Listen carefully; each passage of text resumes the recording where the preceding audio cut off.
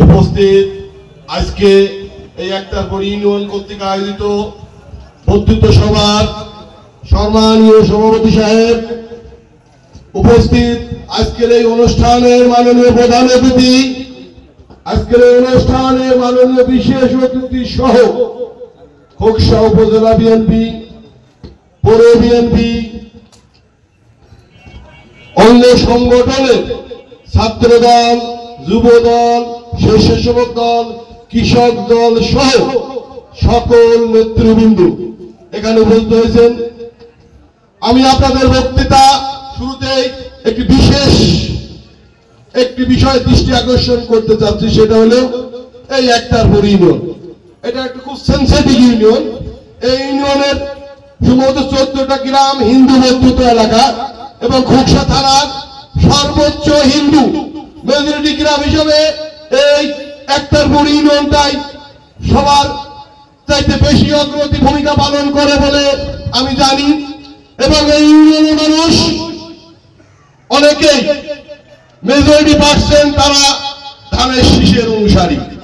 বিভিন্ন কারণে, বিভিন্ন প্রেক্ষাপট, বিভিন্ন সামাজিকতা কারণেই এখানকার মানুষ নিজেদেরকে ভালো রাখার জন্য, সুস্থ রাখার জন্য, স্বাভাবিকভাবে জীবনযাপন করার জন্য এখানে সবাই বিএনপিকে সমর্থন করে এবং বিএনপিকে ভালোবাসে। এটা আমাদের দীর্ঘদিন জানা আছে যে কোন হিন্দু সেন্টারে কখনো ধানের শীষ পাস হয়, এটা আসলে এই বাংলাদেশের ব্যতিক্রম এলাকা হলো এই এলাকা। যাই হোক, আমি আরেকটা বিষয় আপনাদের বলতে যাচ্ছি। রাজনীতি সবসময় সমীকরণের সাথে মিল রেখে মেরুকরণ করতে হয়।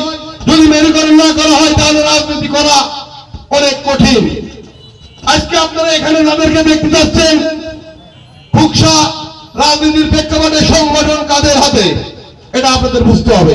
ছাত্র দল, যুব দল, স্বেচ্ছাসেবক দল সহ মন্ডল, পৌর দল, সকল দলের নেতৃত্বে কারা দিচ্ছেন। এবং এখন এই দলের যারা কমিটিতে এসেছেন, অনেক ত্যাগ দীক্ষার বিনিময়ে কিন্তু কমিটি হয়। একটা কমিটি হতে হলে আমাদের সর্বোচ্চ নেতার গ্রিন সিগন্যাল ছাড়া কখনো কোনো কমিটি হয় না। অতএব সংগঠন যাদের, রাজনৈতিক তাদের সংগঠনের বাইরে আসলে কোনো কথা বলার সুযোগ নাই। তাই আমরা অনেকের দৃষ্টি আকর্ষণে বলছি, সংগঠন আমাদের, খোকসার রাজনীতি আমাদের।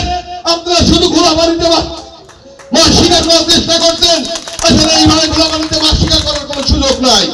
আপনি জেলা রাজনীতি দেখেন, ওখানে জেলা রাজনীতি যারা আজকে নেতৃত্ব দিচ্ছেন তারাও কিন্তু আমাদের, আমরা কিন্তু তাদেরই প্রোডাক্ট। অতএব জেলা রাজনীতির সাথে সমীকরণ মিল রেখে এখানে মেরুকরণ করতে হবে। তাই আমি আপনাদের দৃষ্টি আকর্ষণ করে বলতে চাই, আপনাদেরকে কি বললো, ওইদিকে না দিয়ে যদি আপনারা জাতীয়তাবাদী দলের আদর্শের কর্মী হন, তাহলে সংগঠন যাদের, তাদের দিকে আপনারা হাত বাড়ান এবং তাদের সাথে রাজনীতি করেন। ঠিক আছে বন্ধুরা, আপনাকে আমার কথার সাথে একমত? এবং সংগঠন মেনেই কিন্তু রাজনীতি করতে হবে। সংগঠনের বাইরে আসলে কোনো কিছু নাই এবং হতে দেওয়া হবে না। আর আমি আরো দৃষ্টি আকর্ষণ করতে চাচ্ছি, আমার এই বড় ভাই, আমাদের আজমল চাচার ছেলে, আমার বড় ভাইয়ের বন্ধু, আমারও সে বড় ভাই। ইনি কিন্তু বাংলাদেশের একজন অ্যাসেট। এনার কিন্তু অন্য একটা পরিচয় আছে, আপনারা জানেন কিনা জানি না। উনি জাতীয় শুটার ফেডারেশনের গোল্ড মেডেল প্রাপ্ত। উনি বাংলাদেশের একজন গোল্ড মেডেল প্রাপ্ত মানুষ। উনি আমাদের বড় ভাই, কিন্তু উনি কিন্তু বাংলাদেশের অ্যাসেট। যাই হোক, আমার বড় ভাই, ওনাকে আমি ধন্যবাদ জানাচ্ছি।